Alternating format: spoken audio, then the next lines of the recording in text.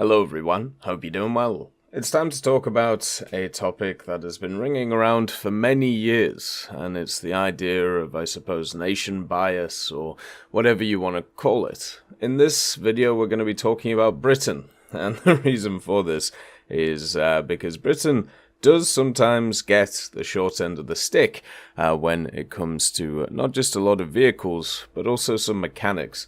And it's always been in this weird place. Since I've started the game a very long time ago, in 2013, I've played Britain. I started off, obviously, in the game when aviation was the only part of it, playing stuff like the Spitfires and the Hurricanes.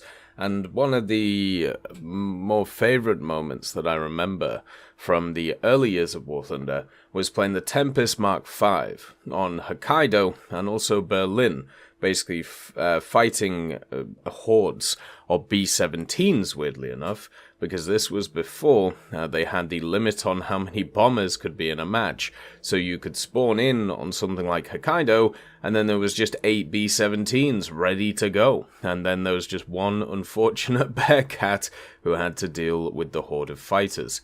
The American teams would win because of the fact that they would just bomb out everything, but also at the same time, it wasn't exactly a very fun game. Over the years, Britain has had some hilarious moments when it comes to what has been picked to put in the trees and also general mechanics that they've seen. Doesn't mean it's all bad though.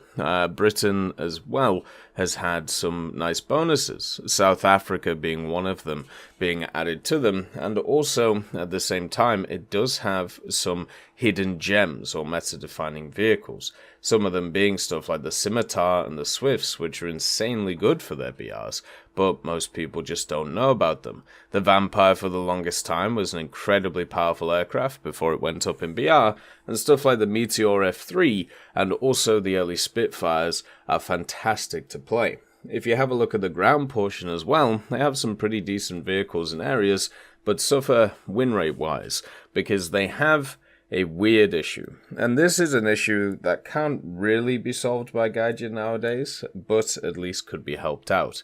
Because Britain is not one of the three major nations, it's kind of in this weird, like, half and half state, where you see a decent amount of British vehicles, but nowhere near the amount of the major three, USSR, Germany, and America.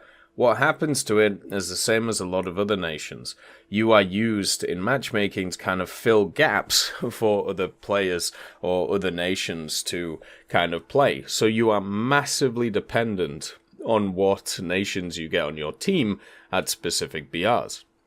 This means that you can end up in horrific scenarios where you can have win rates through the floor because it just keeps putting you on what is classed as the weak side because less people are queuing for that side compared to the dominant side. This happens a lot in aviation, with America being incredibly dominant at most BRs, but in ground it also happens, and also naval.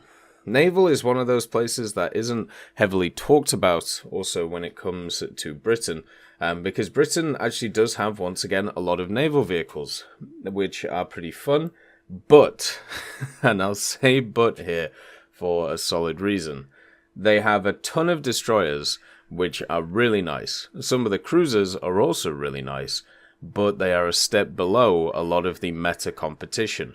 Many of the British destroyers which are great are 4-7, but if they have to tangle with the 5.0s from something like America, for example, they're going to get hammered, because they're basically just them, but worse. But if they get down to it, they can do really well, if they don't get ammo racked.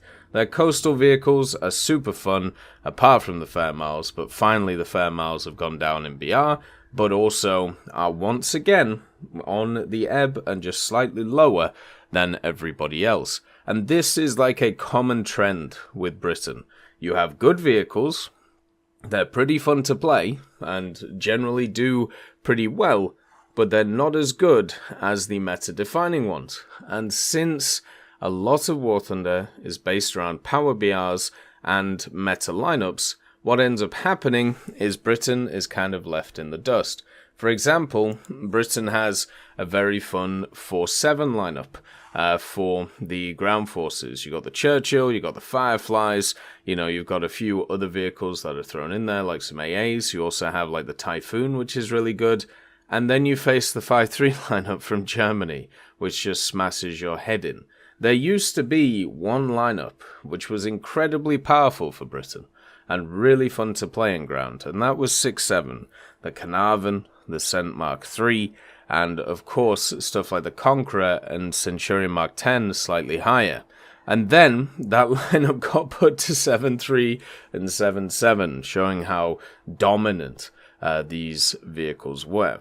There's a few things that I want to discuss when it comes to Britain, which kind of, I suppose, shows what's happened to them over the years. The first one is AP. So armor-piercing shells are one of those things, especially at the lower tiers of the game, which are valued a lot less than stuff like APCBC or APHE when they have, obviously, HE filler. AP usually has a bit more penetration, but the post-pen damage is not as high, and since a lot of vehicles at lower tiers are a lot more cramped, that HE damage can do so much work. If you have a look at the Panzer IVs, or if you have a look at the T-34s, or even the Shermans, once again, all the meta vehicles around those lower tiers, they have some kind of AP with a HE filler.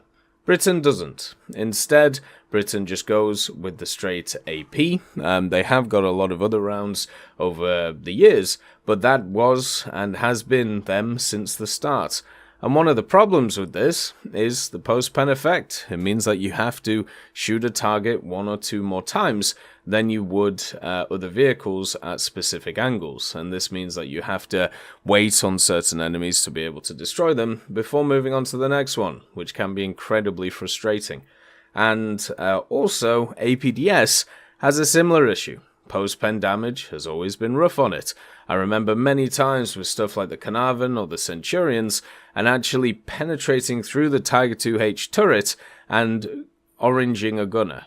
And that's something that happens with the Comet as well, even to this day, and many other vehicles in that mid-tier for Britain. The Chieftain, when it came out, had such bad gun dispersion, they actually had to fix it because your shots would just go nowhere near where you actually fired the gun, even though it was supposed to be super accurate. But even then, the APDS just doesn't work effectively.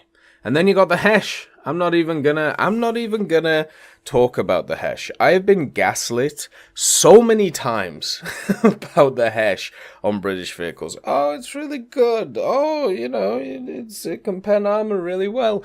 Don't bother with it. Just don't bother with the Hesh, please. Unless you're forced to on something like the FV4005. Don't bother.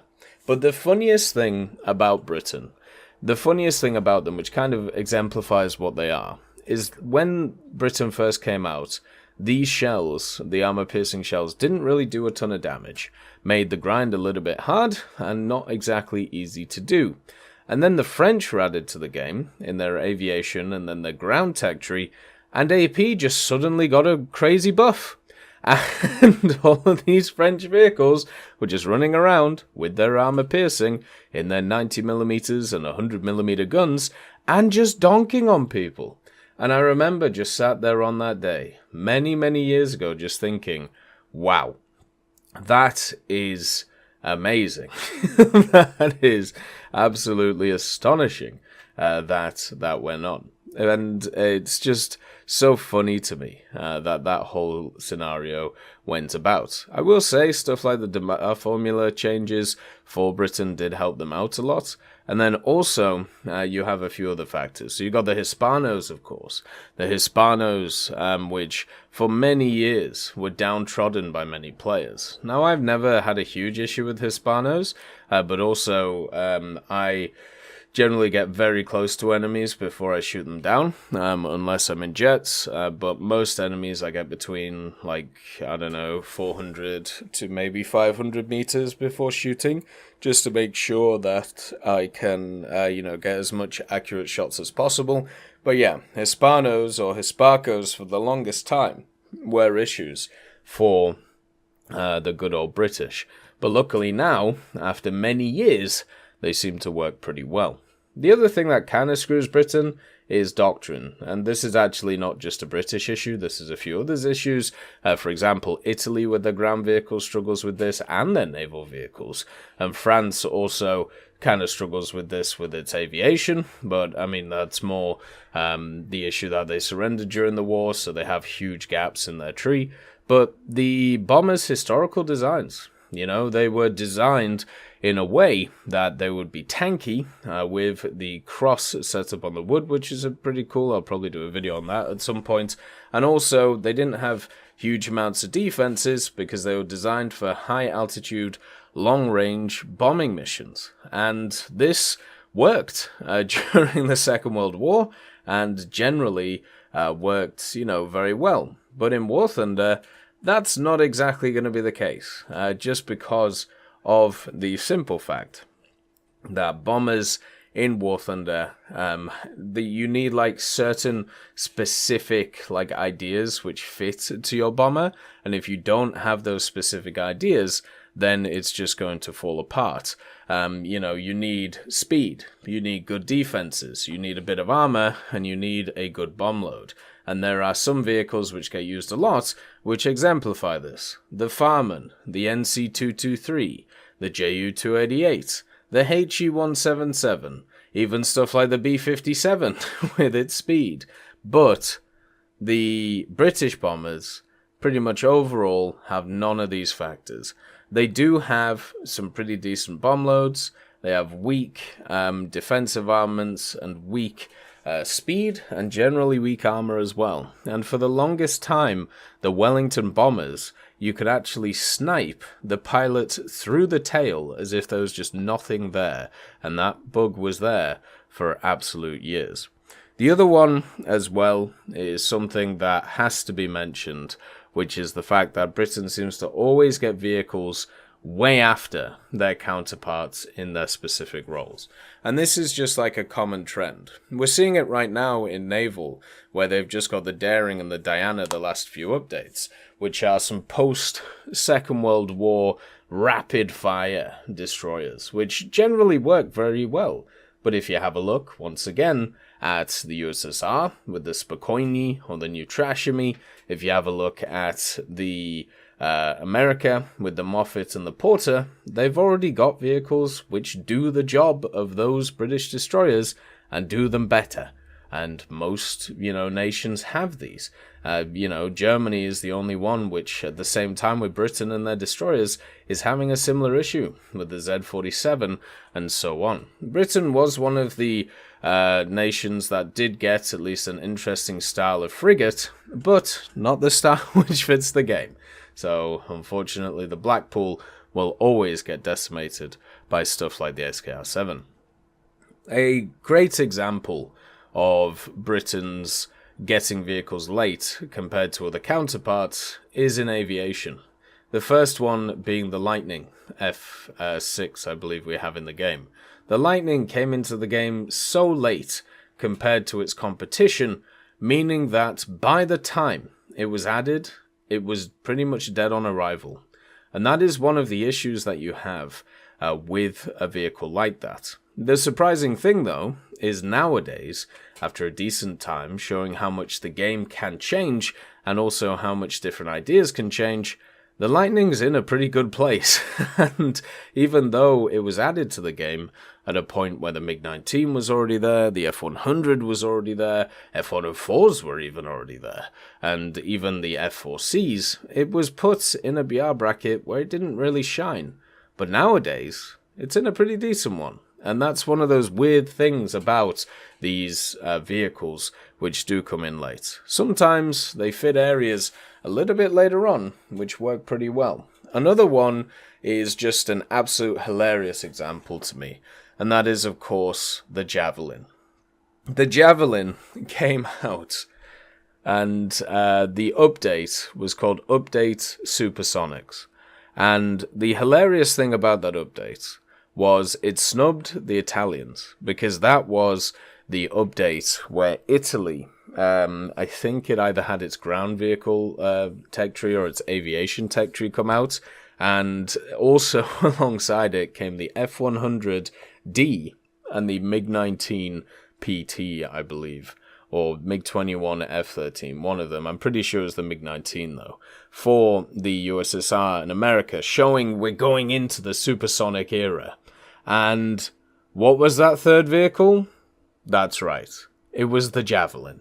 And the hilarious thing about the Javelin is there were so many people who were trying to talk about how all of these vehicles were like comparable to each other. The Javelin was technically supersonic because at some point somebody heard a sonic boom over, London, which was caused by a Javelin. But in the game, it could not go supersonic because it would fall apart beforehand.